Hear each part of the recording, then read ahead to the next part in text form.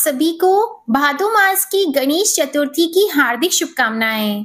हिंदू धार्मिक मान्यताओं के अनुसार किसी भी शुभ कार्य को करने से पहले भगवान श्री गणेश जी की पूजा जरूर करनी होती है और भगवान गणेश प्रथम पूजनीय देवता भी हैं। भगवान श्री गणेश अपने भक्तों पर प्रसन्न होकर उनके दुखों को दूर करते हैं और उनकी सभी मनोकामनाओं को पूर्ण करते हैं।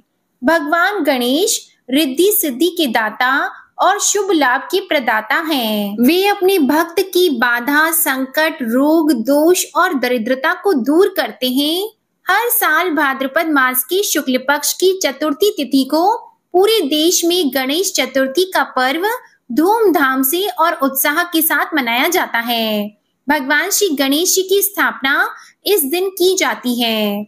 इस दिन मंदिर से लेकर घर घर में गणेश भगवान की मूर्ति की स्थापना की जाती है और पूरे 10 दिनों तक गणपति बप्पा की पूजा होने के बाद जल्दी वापस आने की कामना के साथ अनंत चतुर्दशी के दिन उनका विसर्जन कर दिया जाता है, क्योंकि गणेश चतुर्थी के दिन गणपति बप्पा अपने भक्तों के घर में अतिथि बनकर आते हैं और भक्त भी अपनी श्रद्धा के अनुसार भगवान गणेश जी को 1.5 दिन से लेकर 11 दिनों तक अपने घर में रखते हैं।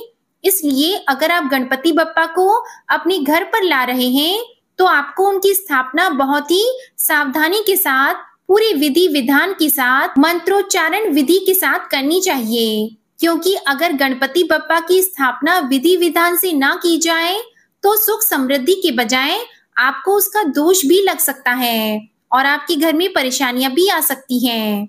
तो आज की इस वीडियो में आप सुनेंगे गणपति की स्थापना की संपूर्ण पूजा विधि के बारे में। कौन कौन सी गलतियां आपको नहीं करनी है, किस प्रकार के गणपति आपको लाने हैं और गणपति जी की स्थापना के बाद आपको क्या करना है। गणेश भगवान की पूजा बहुत ही सरल होती है। श्री गणेश भगवान को मनाना भी बहुत ही आसान है। ये अपने भक्तों की प्रेम और श्रद्धा से बहुत ही जल्दी प्रसन्न भी हो जाते हैं। बस गणेश जी की पूजा में सात्विकता, आचरण और शुद्धता का आपको ध्यान रखना है। हो सके तो गणेश जी के लिए सभी प्रसाद आप घर पर ही बनाएं और बहुत प्रेम से पूजा करके बहुत ही प्रेम से भगवान को भोग भी लगाएं। अगर घर पर गणेश जी की स्थापना आप कर रहे हैं तो जितने दिन भी गणेश जी को बिठाएं उतने दिन गणेश जी को बिल्कुल भी अकेला न छोड़ें और अखंड दीपक का भी ध्यान रखें। रोज सुबह शाम गणेश जी की पूजा और आरती करें। अगर आप अपने घर पर गणपति जी की स्थापना कर रहे हैं तो ध्यान रखें कि मूर्ति बहुत ज्यादा बड़ी नहीं हो। मूर्ति पूरी तरह प्राकृतिक सामग्री से बनी हो, ताकि विसर्जन करते समय किसी भी तरह का कोई भी प्राकृतिक नुकसान न हो और विसर्जन करने से जल भी दूषित न हो। अगर आप चाहें तो घर पर भी मिट्टी से गणेश जी बनाकर उनकी स्थापना करके पूजा कर सकते हैं, जो कि बहुत ही शुभ माना जाता है। 4 भुजाओं वाले लाल रंग की गणपति को संकटहारण गणपति कहा जाता है और इनकी पूजा से भी सभी संकटों का नाश होता है।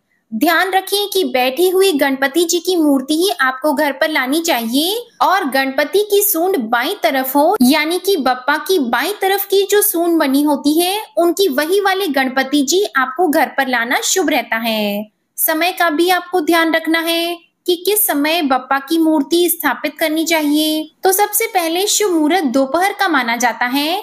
अगर दोपहर में शुभ मुहूर्त नहीं है, मुहूर्त बीत चुका है, तो ऐसे में आप सुबह भी गणपति बप्पा की स्थापना कर सकते हैं। बप्पा की स्थापना में पूजा में कलश भी जरूर स्थापित करें। गणेश जी की चौकी उत्तर पूर्व दिशा में रखें। कलश को उत्तर दिशा में रखना चाहिए और ध्यान रखें कि भाद्रपद शुक्ल चतुर्थी की रात को चंद्रमा को अर्घ देते समय चंद्रमा को देखना नहीं है। गणेश जी को पीले गेंदे के फूल, गुड़हल के फूल बहुत प्रिय हैं, तो आप इन फूलों को चढ़ा सकते हैं। भोग में लड्डू, मोदक, मोतीचूर के लड्डू, पंचमेवा, गुड़ और घी, दूर्वा, पान, सुपारी, इलायची, ये सभी भगवान को आप भोग लगा सकते हैं। गणपति बप्पा को हमेशा ढककर ही घर पर लाना चाहिए। जब तक उनकी स्थापना नहीं होती तब तक आपको उनके मुख के दर्शन नहीं करने चाहिए। जिस समय आप मार्केट में गणपति बप्पा को चुन रहे हैं उस समय आप उनके मुख के दर्शन कर सकते हैं, लेकिन घर पे लाते समय आप उन्हें लाल या पीले वस्त्र से पूरी तरह ढककर घर ले आएं। जब उनकी प्रतिष्ठा हो जाए उसके बाद ही आपको उनके मुख के दर्शन करने चाहिए। सुबह स्नान आदि से निवृत्त होकर साफ स्वच्छ वस्त्र पहनकर पूजा स्थान को आप बहुत अच्छे से सजा लें। रंगोली से या फिर लाइट से भी आप सजा सकते हैं। आप अपने सामर्थ्य के अनुसार मंडप आदि से भी सजा सकते हैं। जिस स्थान पर गणेश जी की स्थापना करनी है वहां पर आटे से एक अल्पना या चौक पूरे रंगोली बनाएं। उस रंगोली के ऊपर एक चौक या पाटा रख दें। उस पर आप लाल या पीला कपड़ा बिछाएं। अब उस चौकी पर एक मुट्ठी बिना टूटे हुए चावल रखें। पूजा में कभी भी टूटे हुए चावलों का प्रयोग नहीं करना होता है। फिर उस पर आप ओम श्री गणेशाय नमः कहते हुए अपने बप्पा को बहुत ही प्रेम से बिठाएं। अब गणेश जी की एक तरफ चावल का ढेर बनाकर उस पर कलश की स्थापना करें। कलश पर एक स्वास्तिक का चिन्ह बनाएं और उस पर कलावा या मौली बांधें। इस कलश को चावल के ढेर पर आपको रख देना है। अब माँ गंगा का ध्यान करते हुए आपको कलश में जल भरना है। उसमें एक सुपारी, एक सिक्का, एक हल्दी की गांठ डालें। इसके बाद कलश में 5 या 7 आम या फिर अशोक के पत्ते रखें और उसके ऊपर आप फिर नारियल रखें। यदि आप नारियल नहीं रखते हैं तो आप पूर्ण पात्र रखकर उसके ऊपर दीपक भी जला सकते हैं। नारियल रख रहे हैं तो नारियल में कलावा बांध दें। रोली से तिलक या टीका लगाएं और हाथ जोड़कर प्रार्थना करें। सभी देवी देवताओं का आह्वान करें। पूजा प्रारंभ करने से पहले हाथ जोड़कर मन ही मन अपने गुरु का भी ध्यान आपको करना है। अगर कोई गुरु नहीं है तो गायत्री माता का ध्यान करें और सबसे पहले प्रथम पूजनीय श्री गणेश भगवान जी का ध्यान करें। इसके बाद 3 बार आचमन करें। इसके लिए अपने मंदिर में रखे जल में से 1 चम्मच जल लेकर अपनी दाईं हथेली पर डालें और उसे श्रद्धा पूर्वक पिएं। कई बार लोग आचमन वाले जल को पीने के बाद अपने सर पर हाथ फेरते हैं, तो ऐसा नहीं करना है। इसके बाद आपको 3 बार आचमन करना है। ओम गंग गणपतिये नमः, ओम श्री गणेशाय नमः आदि मंत्र का जप करते रहें। इसके बाद हाथ से माथे और कानों को छूकर प्रणाम करें। फिर पूजा का संकल्प आपको लेना है। इसके लिए आपको हाथ से माथे और कानों को छूकर प्रणाम करने के बाद उस हथेली को धोकर इस हथेली में थोड़े से अक्षत, जल और पुष्प रखकर आंखें बंद करके भगवान श्री गणेश का ध्यान करना है। पूजा का संकल्प लेना है। आंखें बंद करके अपना नाम, अपने कुल, अपने गोत्र आदि का नाम लेकर आपको भगवान श्री गणेश से प्रार्थना करनी है कि मैं पूरे विधि विधान से आपकी पूजा अर्चना करना चाहता हूँ या चाहती हूँ। गणपति बप्पा मेरी पूजा, मेरी प्रार्थना, मेरा उपवास स्वीकार करें। भगवान की पूजा करना बहुत ही सौभाग्य की बात है और जिस घर में बप्पा की स्थापना करते हैं उस घर में तो साक्षात भगवान गणेश जी के साथ रिद्धि और सिद्धि का भी वास हो जाता है। इसके बाद गणपति भगवान को आप गंगा जल से स्नान कराएं। गंगा जल के छींटे देकर पवित्र करें। किसी पुष्प की सहायता से ही आपको गणेश जी पर जल के छींटे डालने हैं। फिर उन्हें वस्त्र, आभूषण, मौली, जनेऊ आदि अर्पित करें। उन्हें कुमकुम और अक्षत का सिंदूर का तिलक लगाना है। गणेश जी को सबसे अंत में पंचमेवे का भोग लगाया जाता है। गणेश जी को 5 मौसमी फल अर्पित कर सकते हैं। दूर्वा और केले अर्पित करें। गणेश जी की पूजा में तुलसी का प्रयोग भूल से भी आपको नहीं करना है। भोग में भगवान को मोदक, मोतीचूर के लड्डू, इलायची बहुत प्रिय है। आप ये सब उन्हें अर्पित कर सकते हैं। सुपारी जरूर अर्पित करें क्योंकि सुपारी को गणेश जी का ही प्रतीक माना जाता है। गणपति बप्पा को पीले फूल या गेंदे के फूलों से बनी माला और पुष्प अर्पित करें।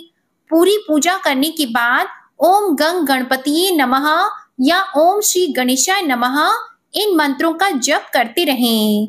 गणेश जी के दाईं तरफ कुछ अक्षत रखकर उस पर एक अखंड दीपक जलाना चाहिए और प्रार्थना करनी चाहिए कि हे गणपति भगवान, आपका हमारे घर में स्वागत है। आप हमारे घर में पधारिए और हमारे घर को खुशियों से भर दीजिए। पूजा स्थान पर आप दीप जलाएं, फिर गणपति बप्पा की आरती करें। पूजा के अंत में हाथ जोड़कर मन ही मन प्रार्थना करें कि हे बप्पा, अगर जाने अनजाने में हमसे कोई भूल चूक हुई हो तो उसके लिए हमें सपरिवार क्षमा कीजिएगा। भगवान गणेश जी से अपनी मनोकामना पूर्ति के लिए प्रार्थना करें। उनसे बुद्धि का वरदान मांगें और प्रार्थना करें कि हर साल इसी प्रकार उनकी पूजा करने का, उनकी स्थापना करने का शुभ अवसर आपको मिलता रहे। बप्पा की स्थापना करने के साथ ही बप्पा के दाएं और बाईं तरफ सुपारी के रूप में माँ रिद्धि सिद्धि की स्थापना भी आपको जरूर करनी चाहिए। इस बात को आपको नहीं भूलना है। इस प्रकार से बप्पा की स्थापना की जाती है। फिर सुबह और शाम बप्पा की पूजा करके उन्हें जो भी भोग आपके घर में बनता है शुद्ध सात्विक वह भोग लगाकर फिर उसे प्रसाद रूप में ग्रहण करना चाहिए। जब आपके घर में गणपति जी की स्थापना होती है तब आपको अपने पूरे घर की शुद्धता का भी ध्यान रखना है।